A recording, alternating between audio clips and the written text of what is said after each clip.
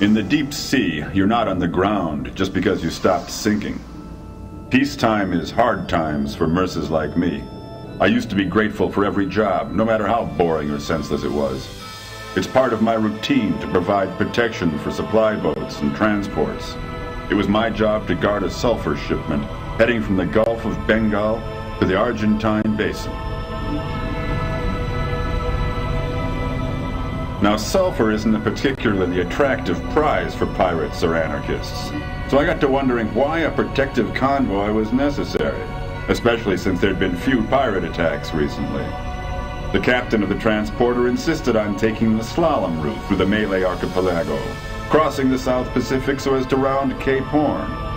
I thought maybe he wanted to give himself and the crew a little entertainment in the pleasure domes of the Malay archipelago. A few whores, some surface simulation, who knows? I had nothing against the idea. We passed south of the domes and headed straight for the South Pacific Basin.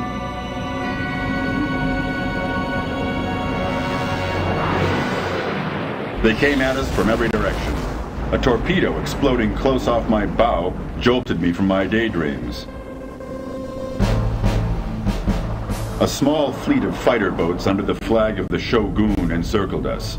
It probably wasn't monarchists, just bandits from the tornado zone.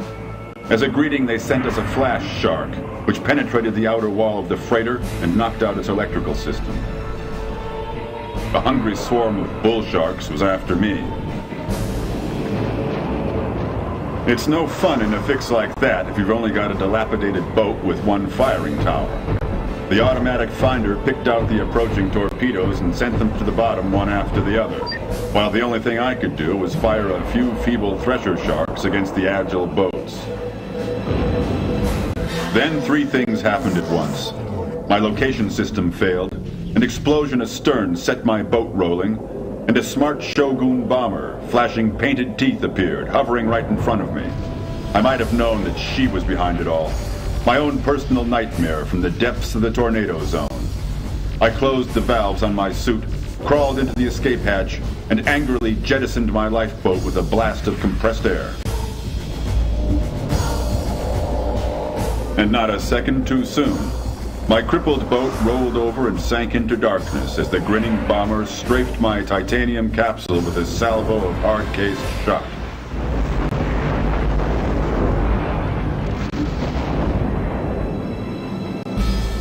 One glance at the freighter confirmed what I feared.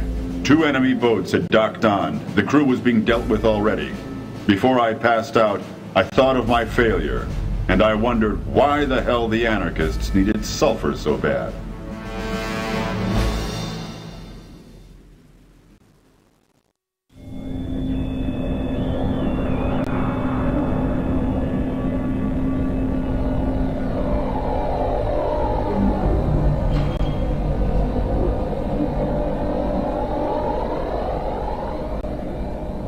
I came to, freezing on a cold metal floor, and I didn't know which was sharper, the features of the woman or the blade of the knife she threatened me with.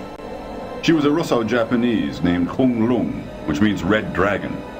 A long time ago in a penal colony in the Sea of Okhotsk, I slept with her. But at that moment, feelings of nostalgia stayed deep. She was the enemy, always had been. I defeated her once in a fight at the edge of the Sandwich Trench and spared her life. She's like me. And our paths have crossed often, and she's always my enemy.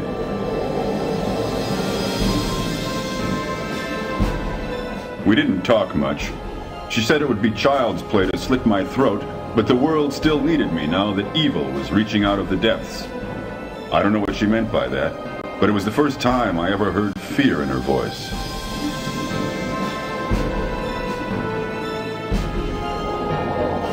The Ronin didn't kill me. She did the same as I had done at the Sandwich Trench. She gave me a tank full of breathing gas and expelled me from a lock into the ocean.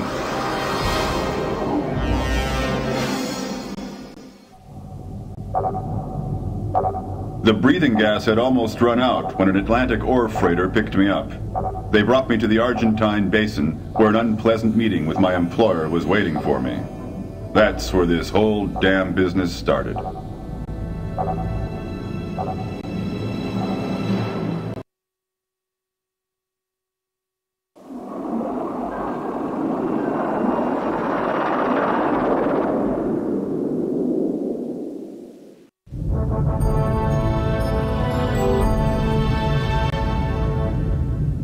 Magellan, extraction of biogenic sediments, 5,423 meters.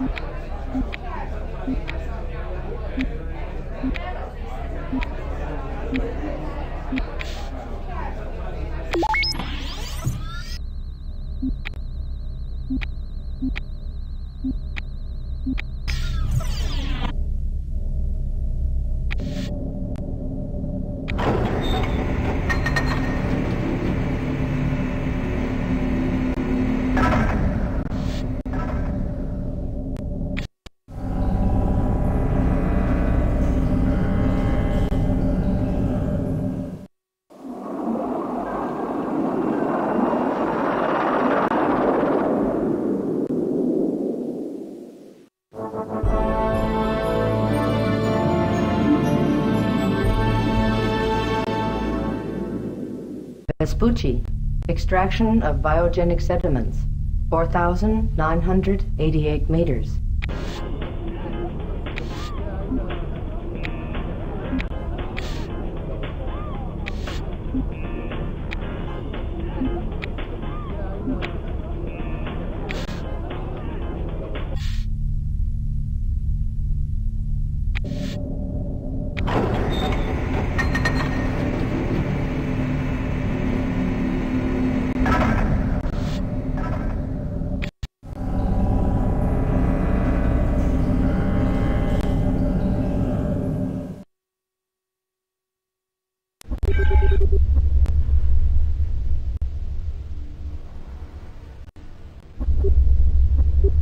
Power surge detected.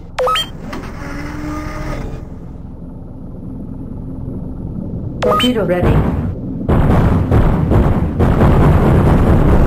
Sonar ready. Autopilot available.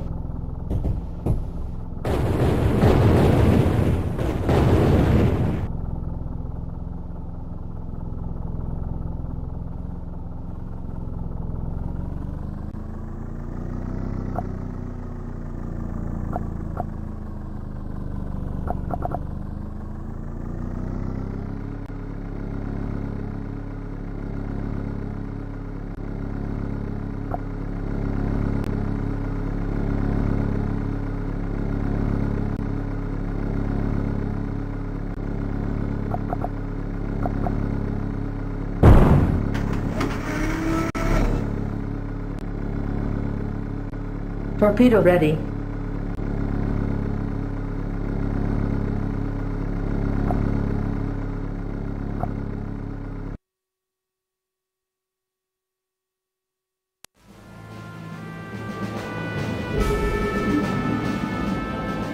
The ship that this junk dealer foisted off on me didn't offer a lot of comfort. It wasn't particularly agile, but it was lightly armed, and to my surprise, it was watertight.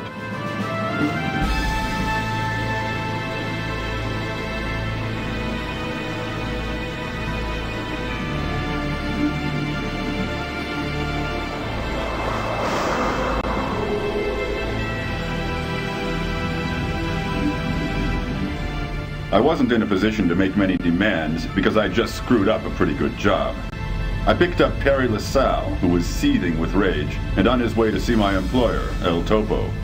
El Topo, the mole, so named because he hides his eyes from the light, except when it comes from the surveillance monitors in his dismal mountain fortress. The mole is a powerful force behind the scenes, and he has access to the most important power centers in Aqua. I was sure that here I'd find out what was really on board that freighter.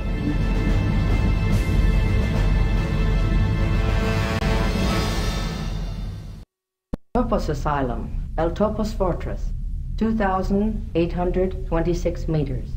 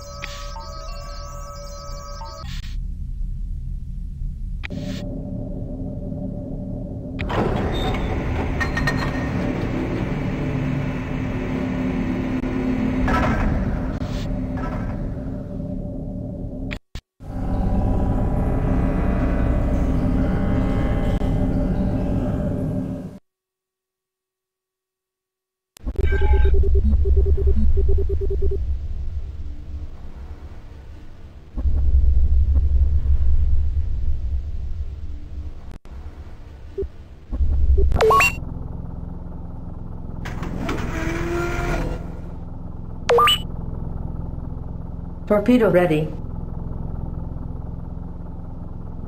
Sonar ready.